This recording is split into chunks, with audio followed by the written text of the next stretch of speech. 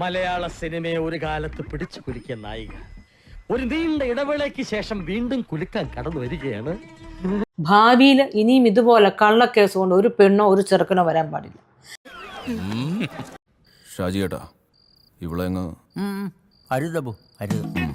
മീഡിയയുടെ മുമ്പിൽ വന്നിരുന്ന് ബ്ലർ അടിക്കുന്ന വെച്ചിട്ടുണ്ട്, ചുമ്മാ വായി തോന്നൊക്കെ വന്ന് പറയുന്നത്. എന്നിട്ട് എന്തുമാത്രം നിരപരാധികൾ, എത്ര പേര് ഇപ്പൊ ജയിലിലുണ്ടാവും.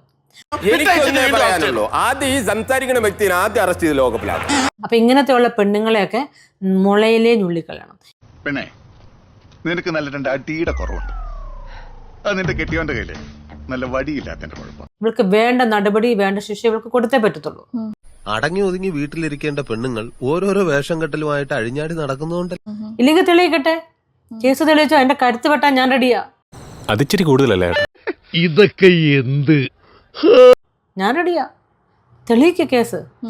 ഇവളുണ്ടല്ലോ 10 രൂപ കൊടുക്കാന്ന് പറഞ്ഞ പൂരപ്പറമ്പിൽ പബ്ലിക് ആയിട്ടിരുന്ന് മൂത്ര വയ്ക്കുന്ന കക്ഷിയാ.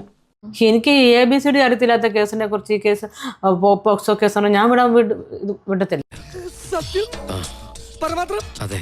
ഗവൺമെന്റ് എന്റെ കൂടെ നിൽക്കണില്ല.